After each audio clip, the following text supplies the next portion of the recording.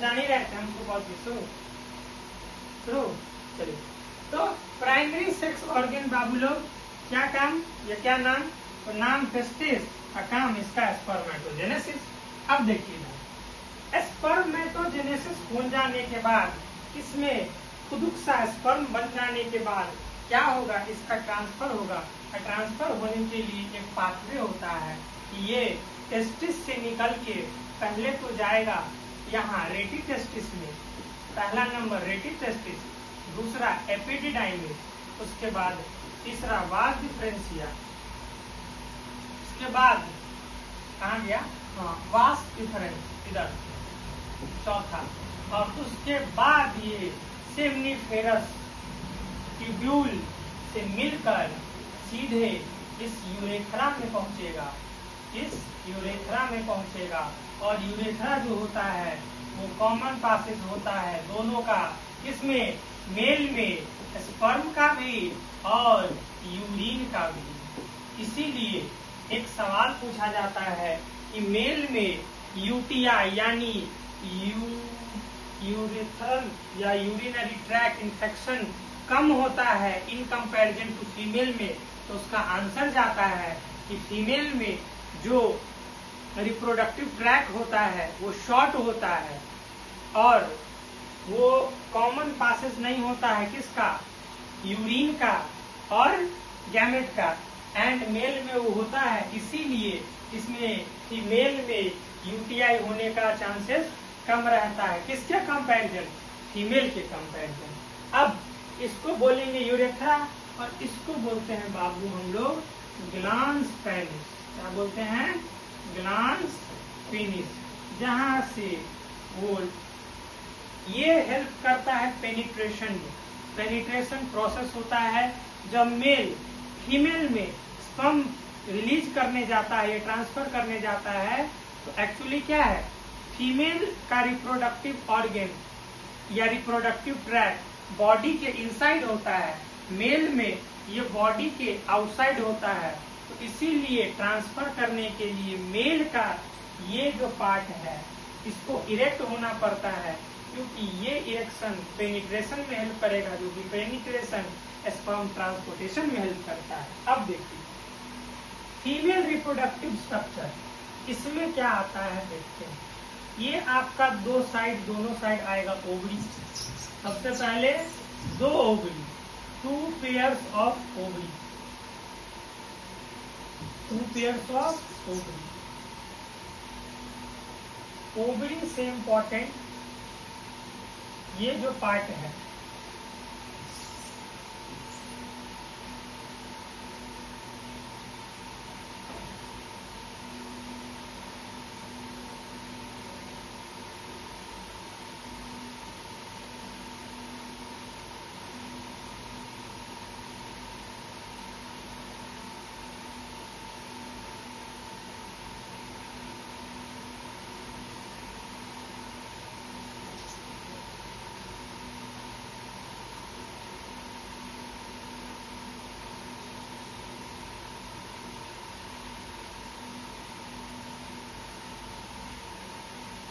ये पार्ट इसको बोलते हैं बाबू ओवरी। ओवरी जो होता है वो फीमेल का प्राइमरी सेक्स ऑर्गन होता है। Primary sex organ, primary sex organ है तो उसका काम क्या होगा, ऑब्वियस गैमेटोजेनेसिस।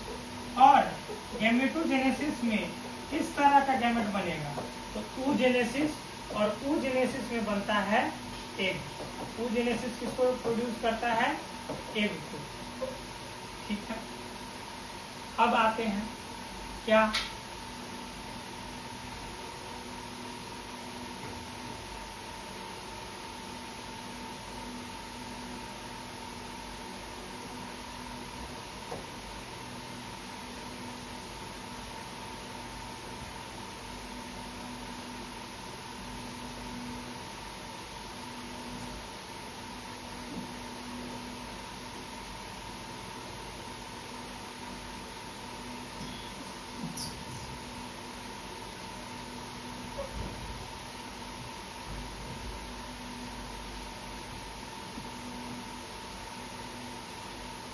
ये भी दोनों साइड 2 ओवरी। ठीक है, ओवरी के बाद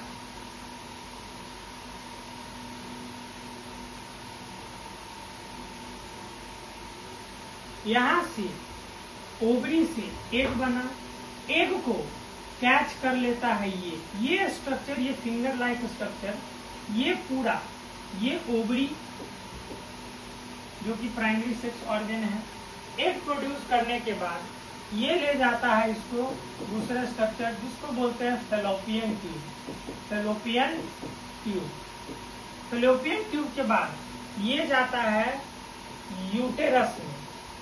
यूटेरस को का ही दूसरा नाम होता है वॉर्म और इसका नाम होता है हिस्टेरा। इसीलिए इस फीमेल में जब ये इन्फेक्शन हो जाता है, चाहे वो यूटीआई के दौरान हो, चाहे वो प्रेगनेंसी के दौरान, कंसीविंग के दौरान, तो इस पूरे यूट्रस को निकालना पड़ता है कट करके, उसको बोलते हैं हिस्टेरेक्टोमी। ठीक है, वॉर्म जिसको हिंदी में आप लोग बच्चादानी समझते होंगे, वही सारा यूट्रस, वॉर्म और हिस्टेरा। एक जब रिलीज हो जाता है तो फैलोपियन ट्यूब का 3 पार्ट, इसको बोलते हैं फिम्बरी, इसको बोलते हैं फिम्बरी। फिम्बरी के बाद आता है एम्पुला और एम्पुला के बाद आता है इस्थमस। ये तीनों को क्रॉस करते हुए एग पहुंचता है कहाँ? यूट्रस में। इसको ऊपर वाले को बोलते हैं फंडस या बॉडी। और इस यूट्रस का 3 लेयर होता है। इस यूट्रस का 3 लेयर, पहला लेयर पेरीमेट्रियम, बीच वाला मायोमेट्रियम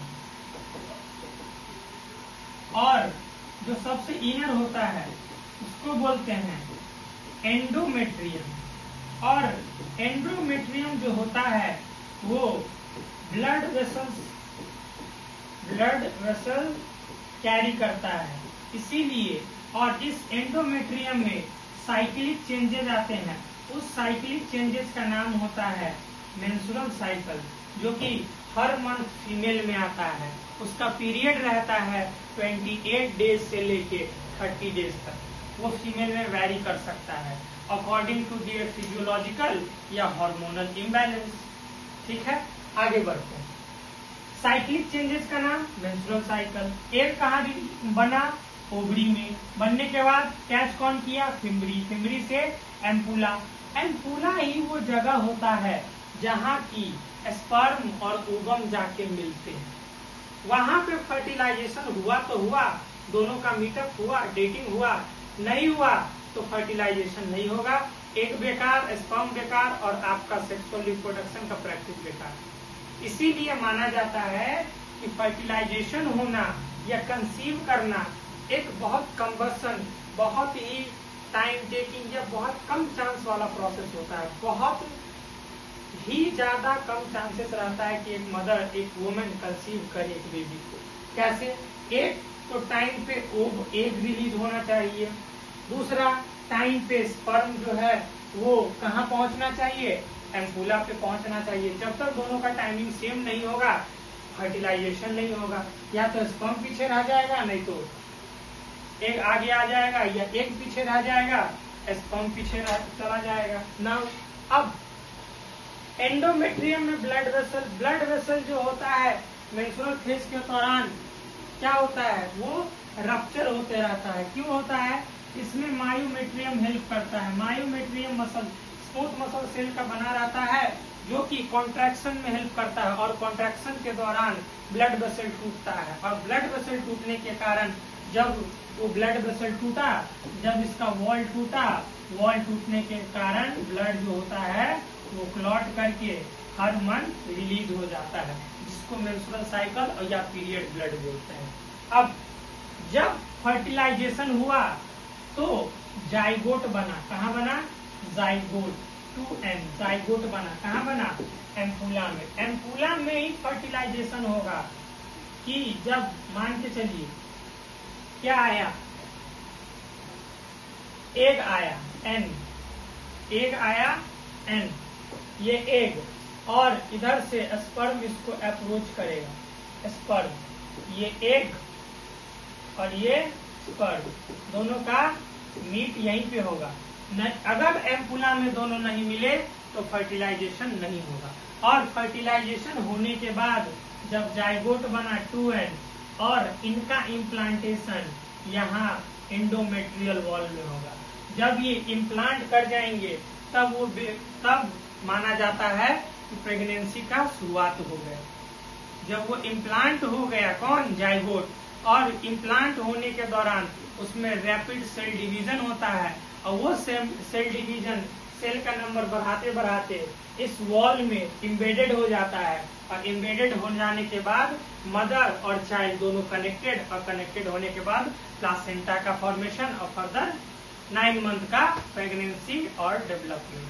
ठीक है, चलिए खत्म करते हैं इसको यहीं पे, एंड ऑफ द